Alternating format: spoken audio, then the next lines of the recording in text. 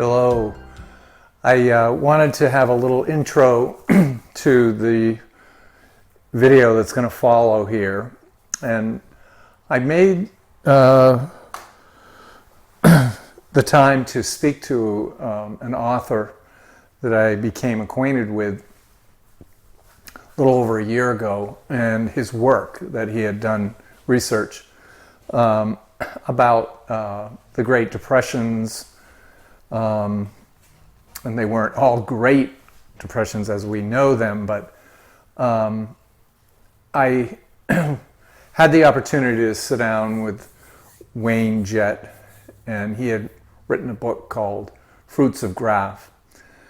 And I think that you'll find it interesting. It's a little off from what I normally would be presenting or talking about, but I thought it was good that it's a historical point of view, and I think that you'll find it very interesting, possibly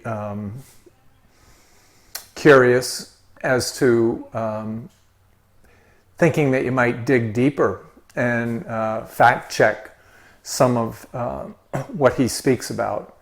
And certainly if you had interest, you could order his book and really dig into it, because he has done a tremendous job with all the references to what he speaks about and what he has written about.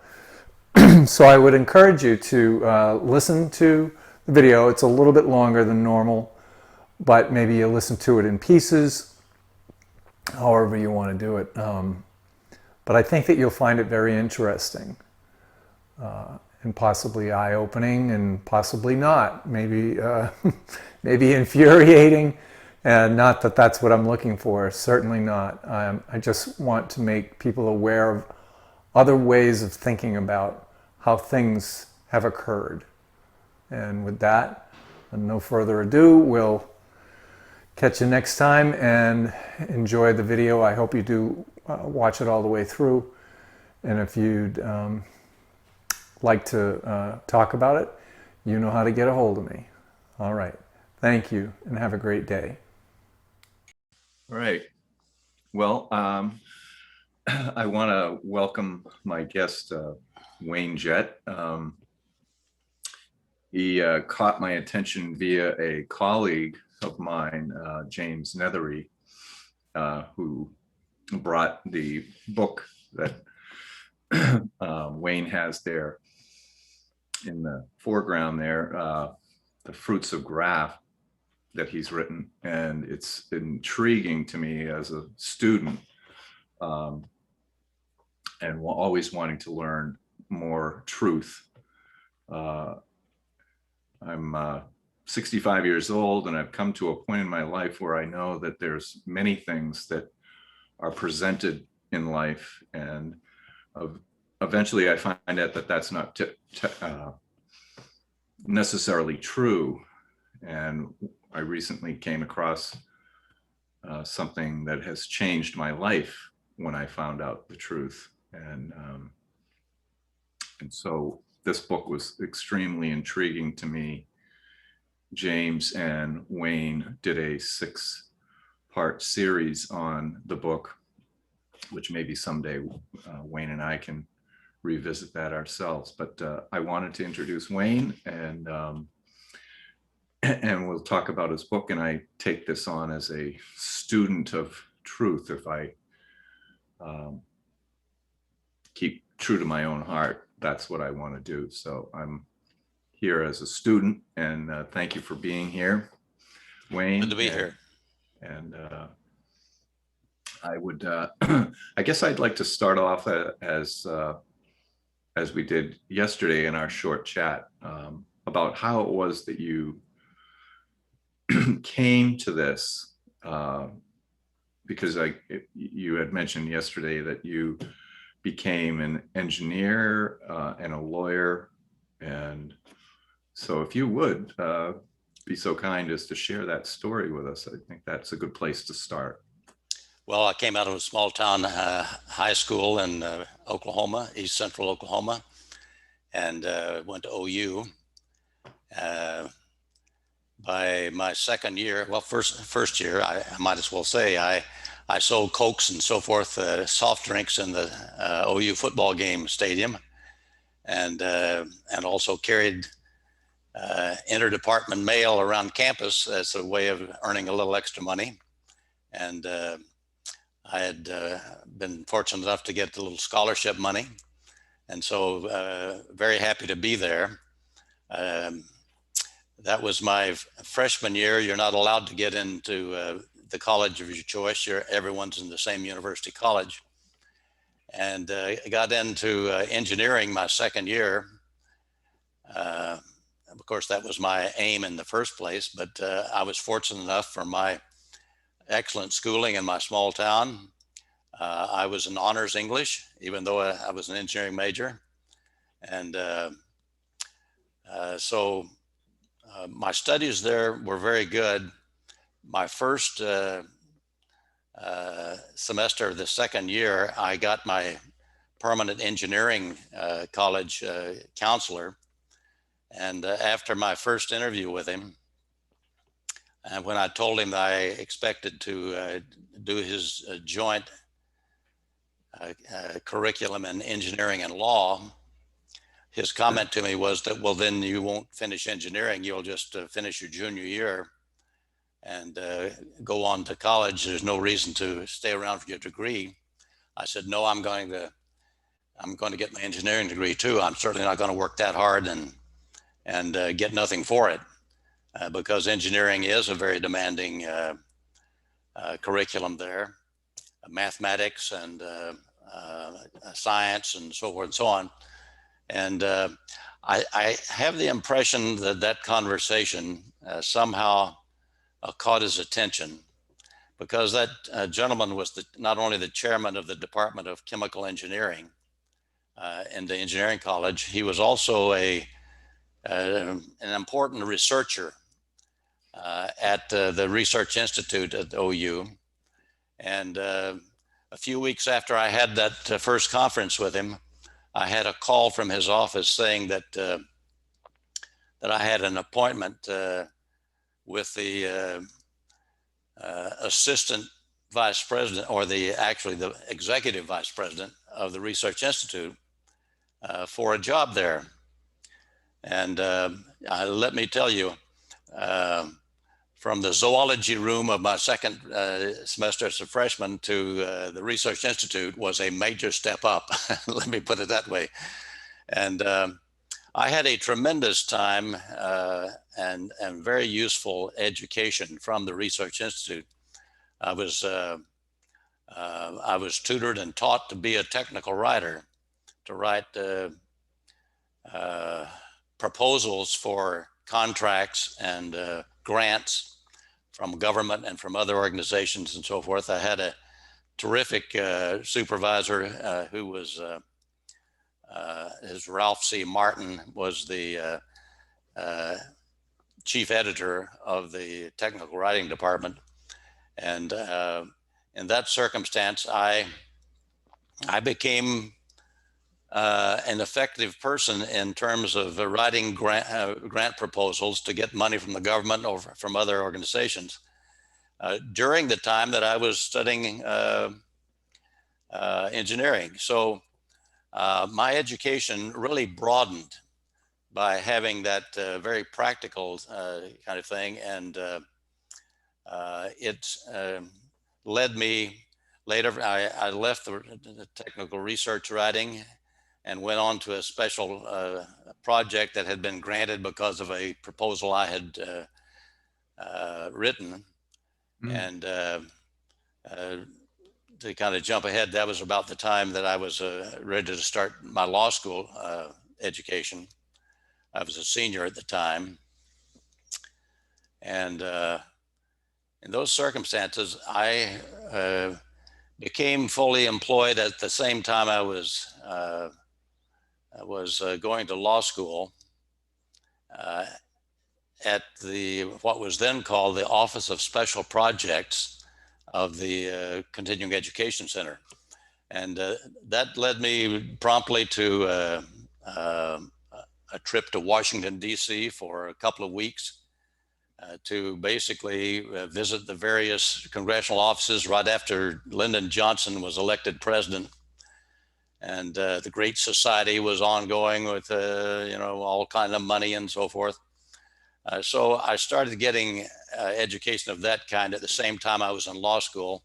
And we had the Bay of Pigs and the Kennedy assassination. All of that was when I was in law school, a very turbulent time and a very educational time. But to make it long, to just cut to the chase, while still at school, at the university, I became first the assistant director and then of the Office of Special Projects, and then the director of I renamed it when the man who hired me left to go to a higher paid job in New York.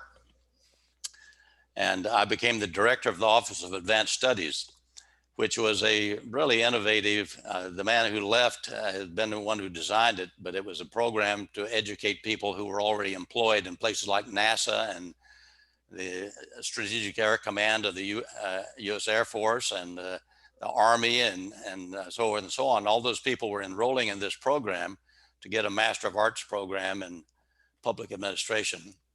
I was involved in spreading that into economics and to business administration and things of that sort at the time I decided to leave and go practice law in California. But it was a very, very educational process, because while I was still at the university, I had traveled to Europe, to Germany, and to Great Britain. I had offices in both of those places. Our program educated people in those locations. I visited the commanding general of the Strategic Air Command at Offutt Air Force Base in Nebraska, met with him in his underground command post. It was really a remarkable experience that I had while I was still at the university. And still very young. Yes, and at the time I left, I married while I was still there. As a matter of fact, we had our first son while I was still there at Norman. But then I decided that my professional career needed to happen. And frankly, I couldn't find a job as a lawyer in Oklahoma, that at least to my liking. And so I went to Los Angeles, where I was offered a position and in a field that I wanted to practice in, labor relations. And within 2 years, I had my own law firm with substantial clients. I split off from the one that I had joined. And so I look back at it, and it was really amazing, the kind of breaks that I had and advantages of being able to see the way things operate and the way things work. And over a period of years in that law practice, I developed the law in the federal courts relating to enforcement of collective bargaining agreements. That may sound esoteric, but it involves millions of dollars in benefits for pension and health care and training and so forth for workers under labor agreements. And up until the time I began practicing, there really wasn't a lot of law established in the courts as to how those agreements were to be enforced. Unfortunately, because of the money involved, the government got involved too, and they wound up breaking the promise of collective bargaining agreements, which was that collective bargaining agreements were to be that the union and the employer would bargain, and their agreement would be the one that's binding on them. But in '74, the Congress decided there was just too much money to be left alone in those kinds of benefit programs. And so the New York senator passed a law that basically turned that field upside down by requiring the government to guarantee benefits, so-called, but to get the money to do that, they took it out of the funds themselves and started spending it themselves. So It turned out to be a disaster for the private pension plans of the kind that I represented, and the healthcare plans and so forth. And it basically was in order to get money from the well-run plans, such as the ones that I represented. They got the money from there, charging them so-called premiums for this insurance, and all the benefits went to the corrupt plans back east that had already had their money stolen by the mob. So it was a mess, and the thing that wound up going broke and bankrupt, the PBGC became bankrupt. I litigated, one of the cases I litigated through the Supreme Court was a case that said that law was unconstitutional because it took money from private people who had no obligation to pay money, took that money from them and gave it to other private parties by just saying you've got to pay those private parties millions of dollars. And when you are a small business, you're a restaurant, you're a construction firm that's worked all your life to build up a firm of having a dozen employees or something like that, and maybe your firm is worth $1 million or $2 million or $5 million, and all of a sudden it's gone. That's what that law did. It took the entire net worth, the entire earnings of tens of thousands of small employers across the country, and took it in and just took it to a federal agency that had no regard for them. I took that to the Supreme Court on behalf of my trustees, my clients, who both the union and the employers said we didn't agree that the employers would be liable for whatever these things actually cost based on what the government says we need in order to protect others that went broke. That was the kind of thing that was involved there, the so-called public policy. But it was basically something that just wrecked the union collective bargaining agreement process. Very, very damaging all the way around. And I took it there on the basis that it was a violation of the Fifth Amendment taking clause that says basically no person can take private property from, no law can take money from one person and give it to another. That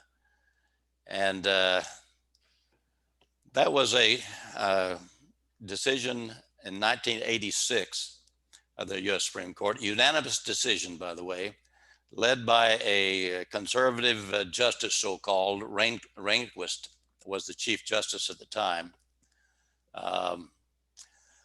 During the oral argument in that case, only one justice asked me a question. Whizzer White, the justice from Colorado, former great football player, he actually asked a question of the other side, the PBGC's attorney, and said, you know, you're arguing that this is just like the minimum wage law. Isn't it really different what's being happened here? Because these payment obligations are not just prospective employees that you know how much you're going to have to pay. This goes back 20 years and makes you pay based on what was done back then when you had no idea about this. The attorney for the PBGC, getting that question, went right on and never said a word in response to the question. Not one word. No response to it, as if it was not even asked. And the court never asked another question of them. They wrote a unanimous decision upholding the law. They never answered my point about the taking clause of the Fifth Amendment. They didn't refer to it. They said, we've already allowed this kind of thing to happen under the due process clause. And so we certainly wouldn't have allowed it to happen under the due process clause if it were a violation of the taking clause. You know, that is absolutely complete gibberish. to see a decision like that, it was a clear message to me, how hard to take, I assure you, of what we're actually have been seeing in the Supreme Court in these very recent times, in which they completely ignore the Constitution as if it does not exist. They are running the court as if they've already thrown away the Constitution. The so-called the conservative justices, Justice Battis Ginsburg, saying this is an old antiquated document and I would never recommend anybody use it if we were doing our Constitution today. Well, they don't use it now. They didn't in 1986. That is just exactly how far our constitutional rights have been. It's not just constitutional rights. The people who put it in the Constitution said these are given by God to all people. And we're going to make sure this government understands it's not empowered to take these God-given rights away. That's the basis upon which our Constitution is written and the Bill of Rights is written. And yet the full court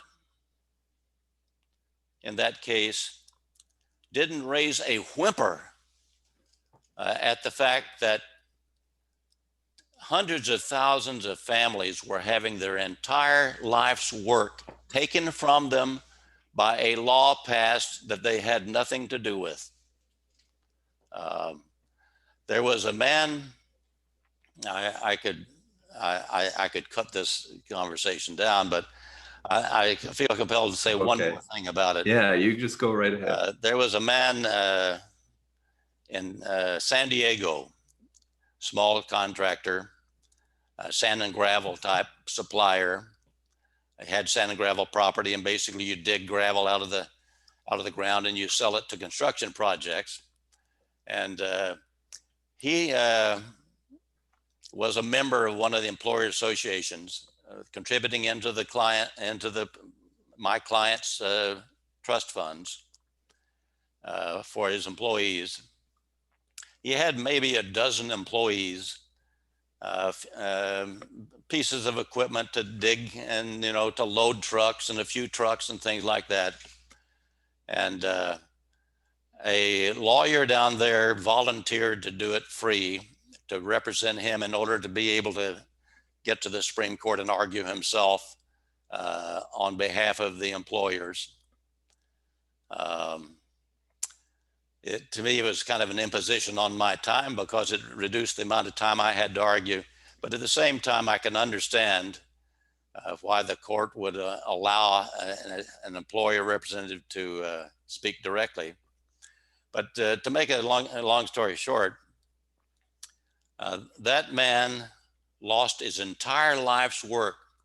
By the time the 3 or 4 different union pension funds that he was contractually bound to took their special payments demands from this PBGC thing, he was completely broke, lost all of his assets. He died of a ruptured stomach, ulcerated in a hospital not long after that. So this is the circumstance of a federal government out of control. I wouldn't say out of control. It is under the control of this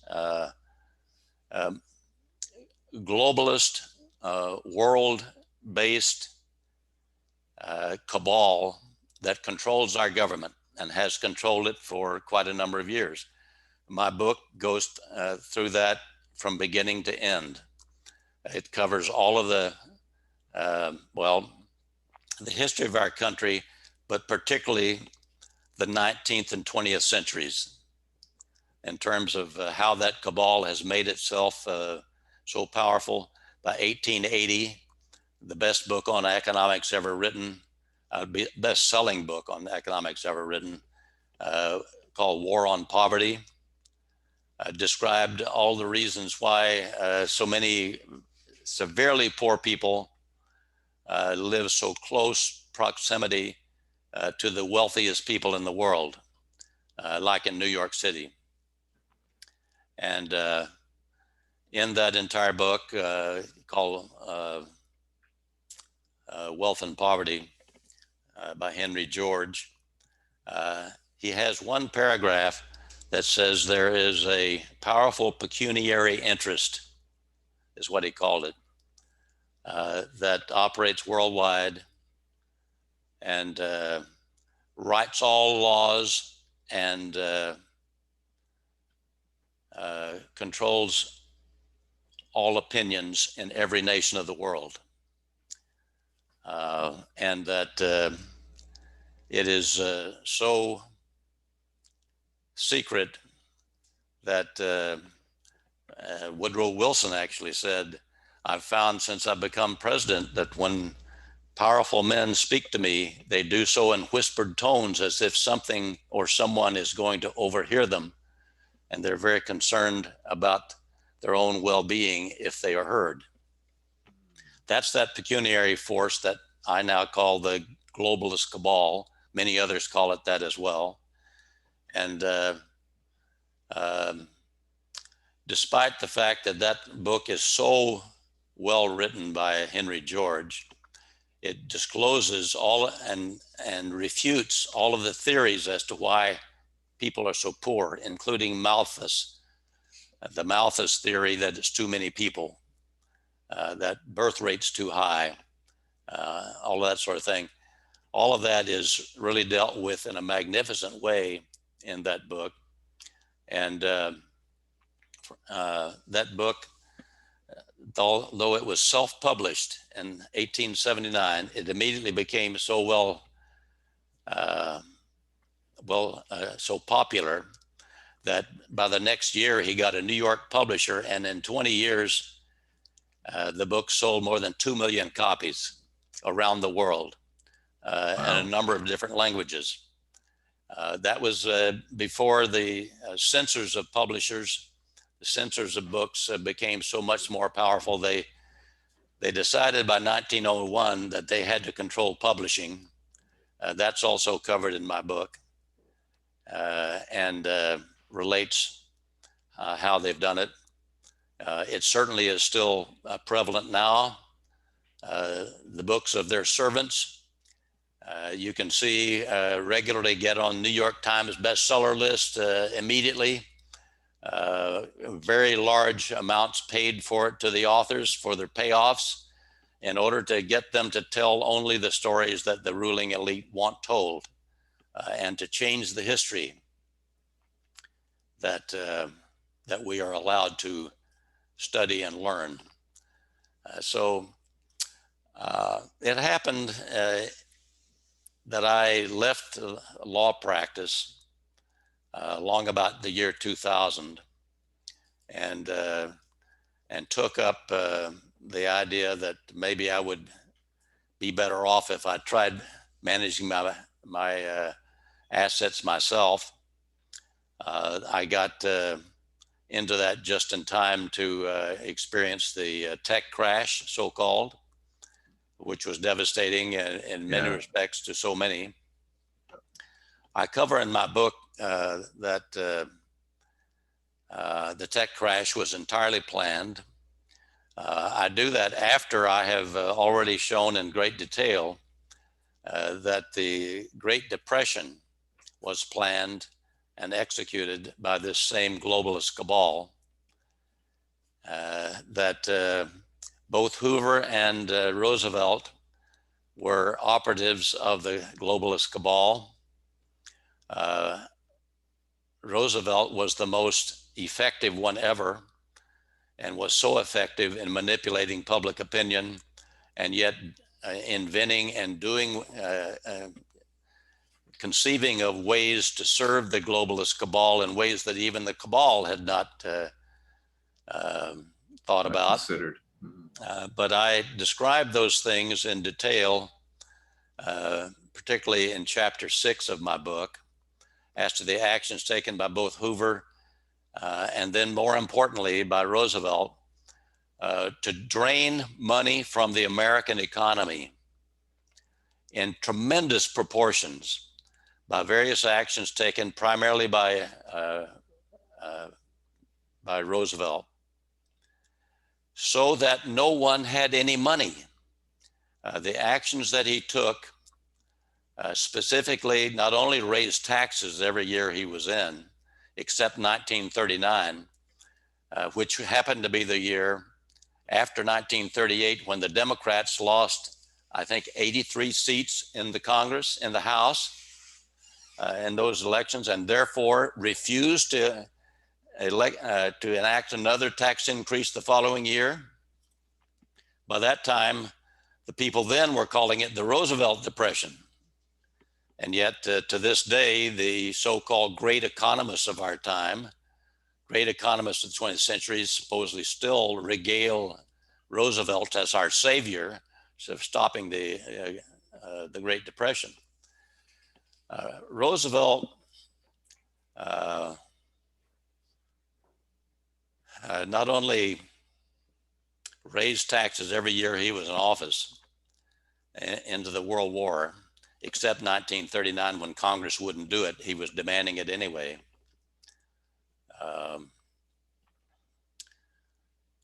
Let me tell you just one or two of the things that he did. I have more than half a dozen major ones in chapter 6.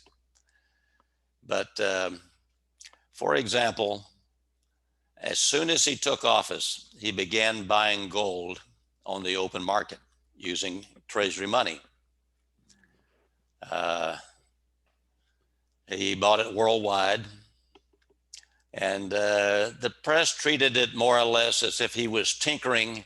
And he said, if we get the price of gold up, it would help the economy. And that was a complete farce. I mean, you'd really have to be dense to believe that. And I don't think most people did.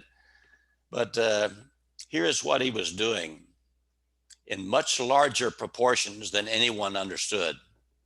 Supposedly he was just kind of dipping into this a little bit, kind of testing waters or something of the sort. In fact, he was buying prodigious amounts of gold, using tax money, and also selling government bonds into the private economy to suck more money out of the private economy and to put it into gold. And he brought the gold back into the Treasury and stored it and didn't allow money to be monetized as the gold standard required him to do. He had already breached the gold standard just starting doing that. And so you think, well, how much was he doing? Well, this last year, there was an article on the internet on Zero Hedge, I think it was. Yeah. It said, Familiar with that. It said, central banks of the world, this is 2020, central banks of the world are buying gold in quantities that indicate that a nuclear bomb is going to drop tomorrow. In other words, they were just buying it hand over fist in an emergency type situation and so forth. I looked at that piece and found how much they were spending, all of the central banks of the world together combined last year in 2020. In every year of the first 8 years of the Franklin Roosevelt administration, he bought more gold by himself for the U.S. Treasury using mortgage, bond money and tax money. He bought more gold by far in tonnage than all of the central banks of the world were buying at that high point of 2020. Wow. It was a clear design to suck the money out of the U.S. economy, to make people as poor as possible, to deflate prices, dropping them through the ceiling, thereby bankrupting business after business after business. Bankrupting farmers that couldn't sell their crops and so forth, giving giving license to the banks, and matter of fact, requiring banks, even in times of when the banks were not in trouble. It increased reserve requirements after he took over the Federal Reserve's control of the banks. So would that mean He that, can I increased the interrupt? reserve requirements so much that they had to call in loans that were even in payment status. And two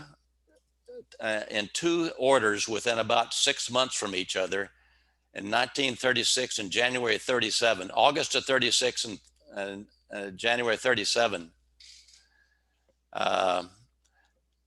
they increased reserve requirements on banks across the country by 50%. That means they have to call in half their loans, whether they're in payment status or not. That was another way of forcing farmers, for example, off the land and allowing the big conglomerates to buy them up at bankrupt prices.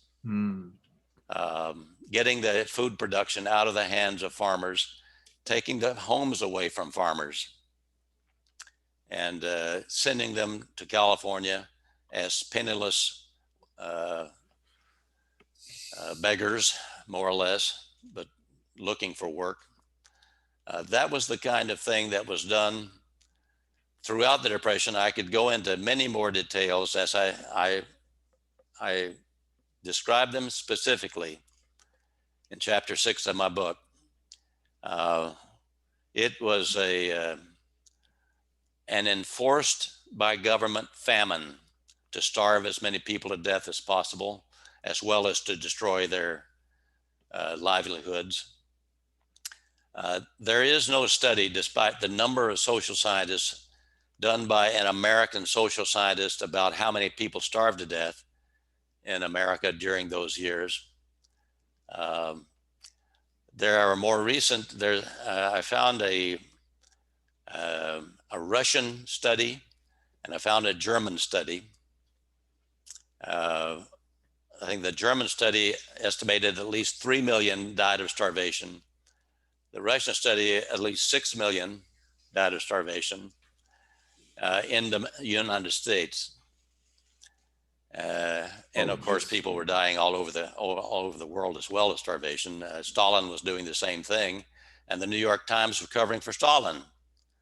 The main correspondent to the New York Times from Moscow was saying that Stalin was just, if you're making an omelet, you just have to break a few eggs, don't you? That's the way he described the people starving to death in Ukraine, because they didn't want to bow down to the communist control of all the lands and food production. But they were machine gunning them, and there was some of that in the United States. So let me give you a chance to inquire. I've gone on quite a long time, and I apologize for that, but it's a subject that that gets me activated whenever I try to talk about it. Yeah, I can see that. I covered it in detail, and I do so in specific terms, much more specific than I can do in recalling on a daily basis all of the ins and outs. It was a planned depression. The 1918 epidemic of flu that killed so many vibrant, young, childbearing age people by the millions in America and into the world was a bioweapon, in my opinion, of the nature that we are experiencing now, but one that was very deadly at that time, for sure, and did not come from Spain. So let me pause and give you a chance to direct things the way you'd like. Yeah, well, I just wanted to go back to the part where they were they increased the reserves on the bank. So that would also mean that they the banks were not making any loans. If they're pulling all these loans off the farm, let's say, that also means that they're not giving any other new loans. Oh, that certainly correct. And I mean, it would that only is make why, sense. as I said earlier, by 1938, in the elections, when the Democrats lost 83 seats in the House, I think that's a record. Um, it was called the Roosevelt Depression. And yet people like John Kenneth Galbraith, the so-called great economist from Harvard that wrote the book like that, that thick, on the Great Depression, says it's just too complicated to understand how it might have happened. Well, it's not at all too complicated. I have only touched a principal aspect of what they did time and again. Foreign trade. Hoover allowed the Smoot-Hawley Tariff Act to pass and signed it into law.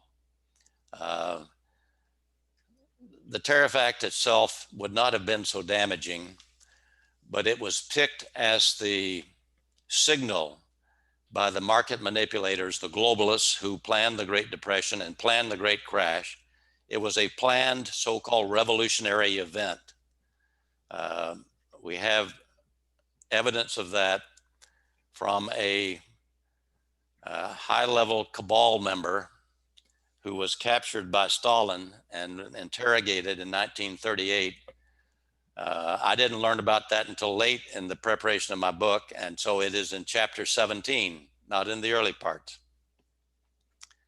Can I ask you how long did you spend writing the book? I think, as I recall, I started in about 2005, 2006. I looked into the personal diary that was published of the Treasury Secretary Morgenthau, Henry Morgenthau Jr., starting about that time in 2005.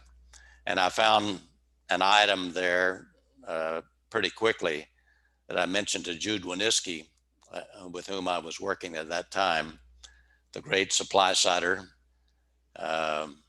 and great market forecaster. Had a firm called Polyconomics, and I worked with him for some time after I got into that aspect of work.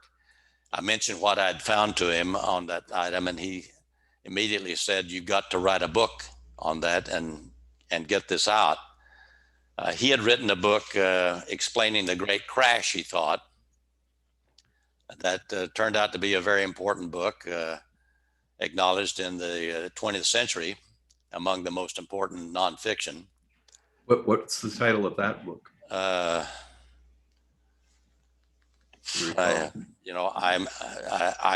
apologize. I cannot seem to bring it to mind, but yeah, it may come.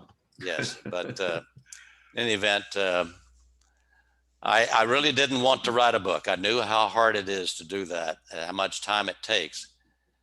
It took me. He died later that year. I'm very sorry to report, Jude, of a heart attack. And one thing or another, I then had more time to devote to it and decided that I'd better look some more.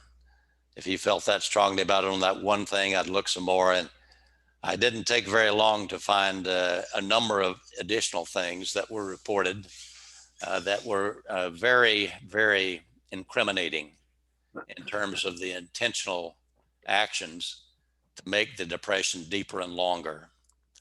And I relate one particular experience that Morgenthau goes into in quite some detail about his efforts in 1939, March of 1939, to persuade Roosevelt that, boy, we could have a boom within a month if you could agree to this plan for across-the-board tax cuts that I've got. I want to bring it to you, and so on and so on. And make that story as short as possible, he took his plan 2 days later to Roosevelt's Oval Office with his assistant or undersecretary of state. And in the process, they were demeaned by your plan is very silly. This is not about recovery. This is a matter of politics. And as they were slinking out of the office from Roosevelt, he calls to him as they're going through the door, according to Morgenthal's diary, for God's sake, don't be so innocent. Wow.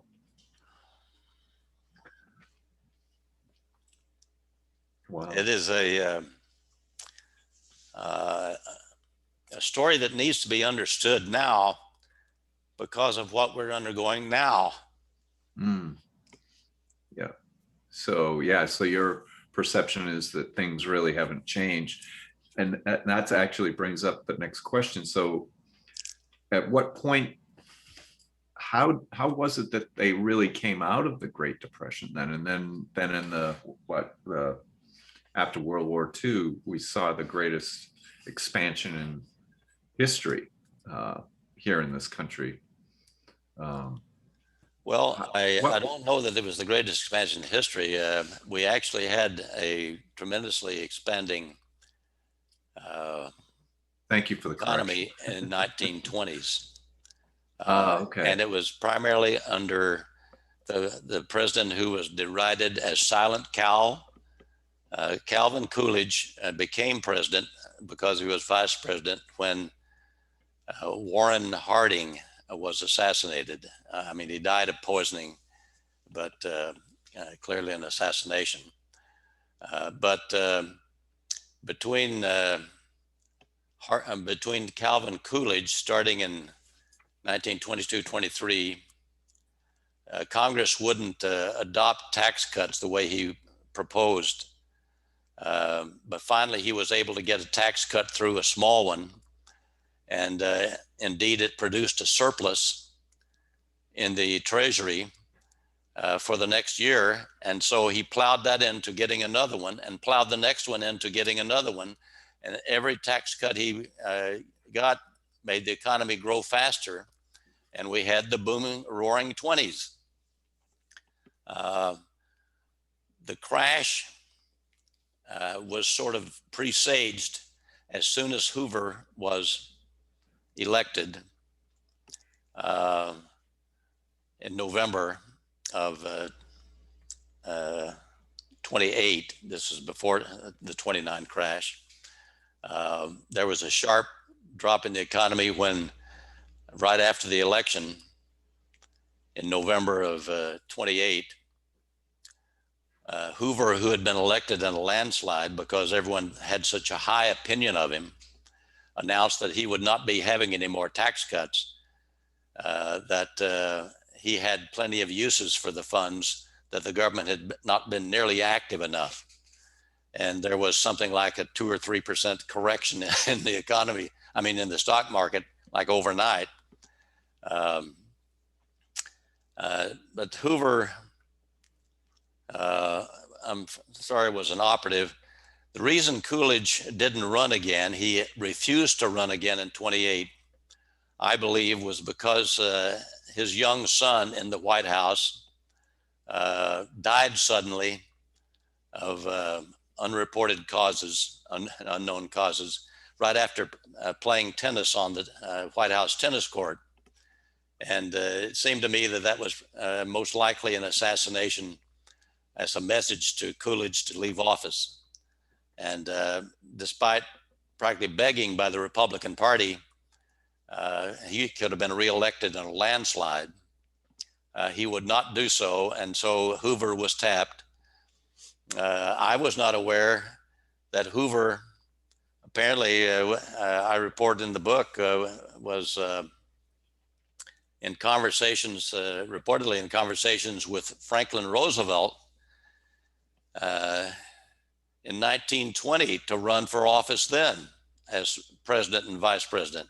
I'm not sure which one was on top of the ticket. I think I maybe reported in my book, but I don't remember it this minute. But nevertheless, as a Democrat, of course, but Roosevelt refused to do it because he quite sure was astute enough to know that with Wilson's record of violating every promise that he made to the Democrats were not going to be reelected, particularly with taxes as high as they were. And you know, the Warren Harding ticket with Coolidge was won election in 1920 on the basis of basically return to normalcy, which meant cutting taxes. Then they failed to do it. Or at least Harding was kept from doing it in any meaningful way. But those were the kinds of things that were going on all through that period of time. The cabal was with us the entire time. I report in chapter 17 of my book that there was, in fact, in 1901, a plan revealed to the world in writing, in English, of destroying the middle class worldwide completely. For the purpose of? For the purpose of getting rid of this so-called democracy and the crazy idea that we ought to have a middle class, that the only stable and acceptable approach to society is a two-class system of rulers and servants or slaves. That was the age-old, and the book said it in so many words, describing by the year 2000, they would have had to destroy democracy, so-called, entirely, and destroy the middle class entirely. The entire fabric of society would have to go down in the process. And by the year 2000, they intended to learn how to poison all of the people of the world that they did not want. They described them in color skinned, black, brown, dirty skinned whites, yellow, red, so forth and so on. And I say those things because the author of that book was made famous by it, highly respected, made highly respected by it, was invited to the White House of Theodore Roosevelt as the honored guest, on the arm of the woman who was the founder of Planned Parenthood. They love the abortion thing. And the honored guest came out of that reception with Teddy Roosevelt, singing his praises as the human demigod of whom I have dreamed. H.G. Wells, the author, was a scribe, in my opinion. It wasn't out of his imagination that he wrote that. He was basically selected as the writer to get the plan out. It was hidden in the back of a small book. Not in the back, it was about 2/3 of the book. But the first third was completely throwaway stuff. And then all of this was revealed in the rest of the book. And do you recall the title to that book you're speaking of? I don't right at this moment. If you can bear with me a second, I might. Oh, it's in your book. Oh, most certainly. Okay. Well, that's fine. So people should, if they're interested, they should get your book. Well, I'm not doing that. I wish my memory were better at all times, but I get off on these rolls and then. Me too. I wish mine was better. Yeah. Actually, I think yours is excellent. The things that you remember, the dates. That book was called Anticipations, is the short. It's got a very long scholarly type title, Anticipations of the Reactions of Society to Progress and Mechanization, or something like that. But it's called Anticipations by H.G. Wells. And H.G. Wells from that time was a celebrated academic figure worldwide. He traveled the world. He visited FDR in the White House, FDR and Eleanor, for weeks at a time on 3 different occasions, thinking that he had an even higher opinion of FDR than he'd had of Theodore, both of which were very high. And he also had a very high opinion of Joe Stalin, and visited the Kremlin often during his career. So Excuse me. it doesn't take a genius to put these things together and understand what has been going on in the high powers of society. When, as Henry George said, this powerful pecuniary interest writes laws and molds thoughts in every nation worldwide. And part of the plan that H.G. Wells wrote out was there would be shadow governments set up around every national government so that they could weaken those national governments and pull them down, so that as each of them fails, they can be rolled into the global control. That's been their plan ever since. It was very clearly spelled out in the H.G. Wells book. And as I say, I learned of that one late in my research. My book was practically complete. That's why I put it as chapter 17. The rest of the book was not written with anticipations in mind, and therefore a pattern to respond to it. It was written based on other evidence. And then I put in the proof that I had. Chapter 17 contains 2 parts. The first part is about anticipations and the plan in advance for the 20th century. And the second part of chapter 17 is based upon a very short, you can hardly call it a book. It's 1 chapter in a much larger book that was first printed in Spanish, because the transcript was found on the body of a dead man in Russia during the war, near the end of the war. And it was taken, the man who found it was a Spanish volunteer fighting on the side of the Russians. He took it back to Spain, and it was published by a major publisher there in Spain, in Spanish. And then it was eventually, years later, translated into English by a Russian emigre to the United States. And that Russian emigre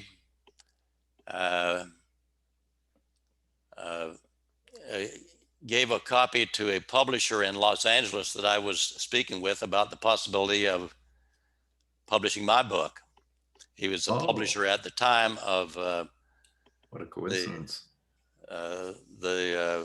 Another book that is escaped me at the point, the one written by the Georgetown professor who was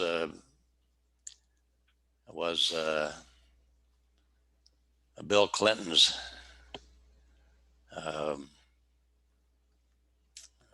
academic advisor.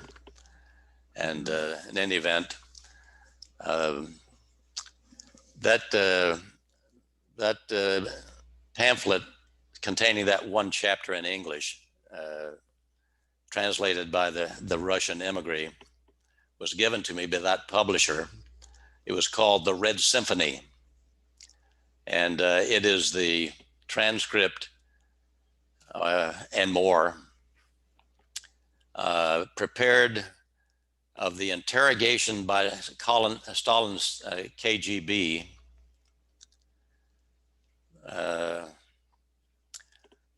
of an elitist operative who was a major elitist operative in Russia. He had been, under Stalin, the Soviet ambassador to France from the Soviet Union. but he was captured and arrested in 1937-38 as an elitist operative, that is a Trotskyite. Trotsky was viewed by Stalin as being a globalist as opposed to a Russian. And of course, he chased him out and eventually assassinated him. But the interrogation of this operative by the KGB was done under circumstances in which the man responsible for recording the interrogation was a physician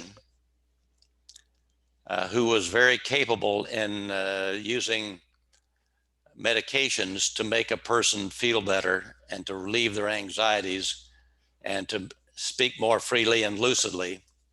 And this person under interrogation, reported in the Red Symphony, was so brilliant.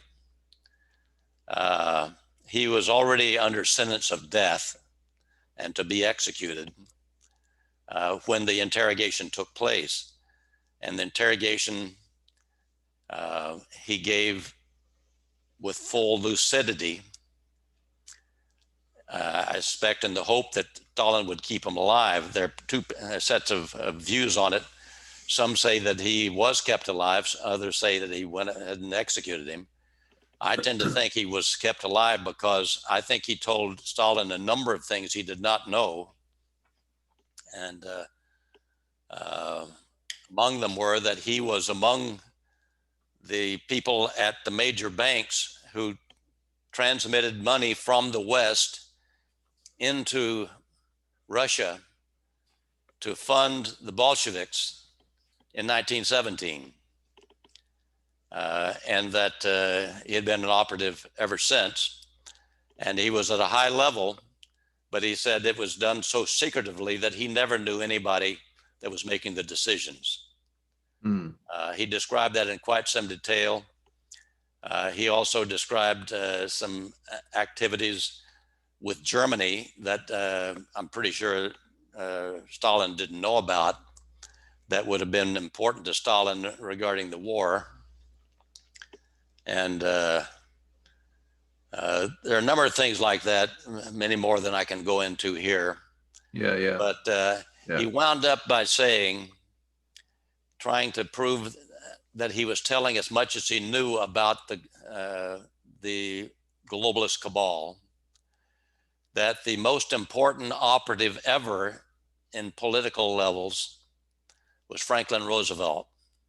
And in fact, he referred to him as that two-being person, Franklin and Eleanor Roosevelt, because apparently he felt that Eleanor was such an important part of that operation that he more or less kept Franklin in the right vein, and together they were extremely effective in advancing the globalist agenda. So those are things like that things like that is, again, make it proof positive of what we're experiencing and what we were. Even today. 2011, when my book was published, I had not a whole lot of reason to think that we got a way out of this, because it was very late in the game. Yeah. And lo and behold, 5 years later, we have someone come down. Actually, it was 4 years later, he came down the escalator with his wife. And I've certainly been persuaded by my observations that that was a very historic thing, because otherwise the plans for the 2016 term of the presidency were not on the bright side for ordinary Americans, or the rest of the world for that matter. But there we are. We are. a long time, but Yeah. Yeah, we're at about an hour here. But I, as I mentioned to you yesterday, I've had your book, but I haven't read it yet. So I really appreciate you coming on and talking about it. It does, obviously, now I'm queued up to read it. well, let me tell you, I say it in all honesty, the book is written far better than I can express from memory. I mean, it's just uh, uh, I felt it was so important at the time.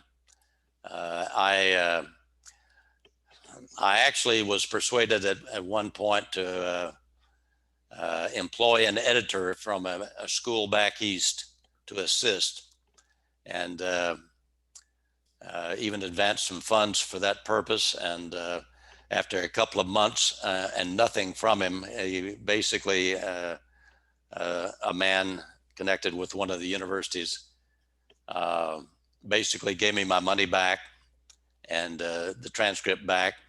And I am happy to say I had the assistance of two of my sisters who were Oh, excellent readers. yeah. They didn't edit, but they could read and understand well enough to know when I was not being as clear as I needed to be. And so they were very helpful in that way in pointing out places and getting me to relook at things. Because, once you get that much written, everything starts looking the same after a while. Yes, I would imagine. With a separate eye, two separate sets of eyes, they really did a great service and assisted me in places that I was able to clean up. And so I was quite pleased when the final product came out, and I still Yeah. am at this point. So Yeah. I mean, just the little scanning that I've done just about reading, and I love to read. I read a lot. It's very easy. It's written very plainly. Let's put it that way. So it's easy to understand. It's not. Uh, I believe it is understandable, yeah, it and seems. even the economics part of it, and the fraud that has been perpetrated just unendingly, even to this day, through the Federal Reserve and through the economists that so-called practice Keynesianism. Hmm. As I say, it's like looking through the wrong end of a telescope. Keynesianism tries to make things very, very small and way out in the distance and very complicated, so you really don't know what they're doing. And then they're using all of these methods behind the scenes to do exactly the opposite of what they should be doing. Mm. Uh, Supply side, or what I call classical economics, is the answer, very straightforwardly, and has been, in my opinion, as much of the Trump agenda has used that approach as much as possible. Simply, that is the sensible kinds of things of what are in our best interests and what things are not. So I'm still at this point very hopeful that these kind of programs are going to be made to last, and that we're going to be able to implement them if we can resolve this electoral problem that we've, I think, still have at the present time. Yeah, that we found ourselves in. Yeah. Well, Wayne, maybe we can uh, get together again and do some more. I'm gonna start to read your book, and maybe we can go through it as time allows, and do this again. Well, it may very well be that just reading it will inspire your own writing, your own efforts, and things. This is a, I mean, it's a wonderful thing to be able to be finally enlightened on matters of this kind, which I certainly was, based on the research that I was able to do. And in that circumstance, I'm putting it out there, and I've had to raise the book price to $28 from 25. I actually had it priced at 35 when I started in 2011. But I reduced it in order to try to get into more hands, try to get into more libraries, public libraries. Public libraries have been very, very few of them have been interested. And so I would try to persuade your audience, get your public libraries to get them, get your schools to get them.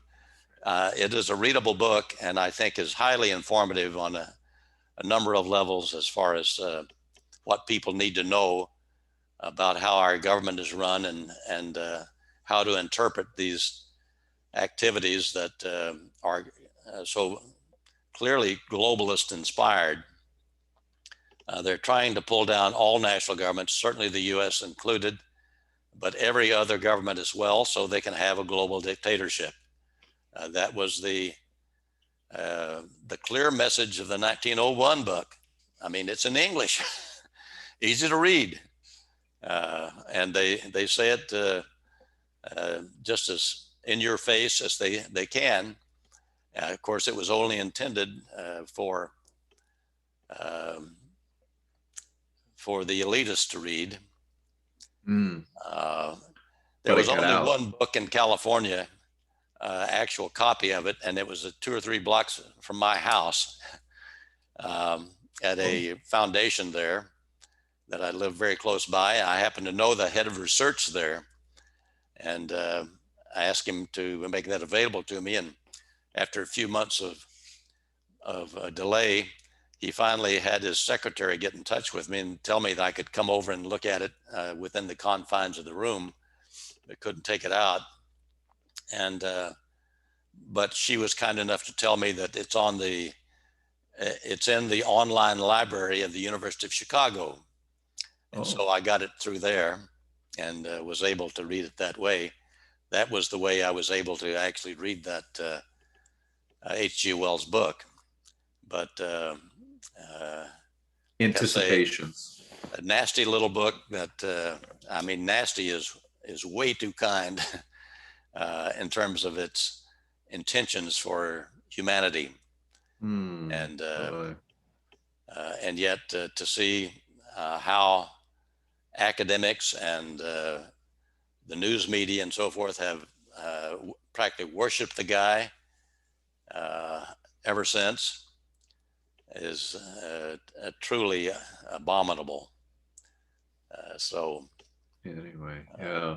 Thanks for asking, and I'll let you go anytime you're ready. I will say that my website is classicalcapital.com. Very good. Well, thank you so much for your time, Wayne, this morning, and look forward to continuing our conversation. All right. Thanks for having me, and a pleasure, Ray. All right. Adios. Thank you very much. Thank you.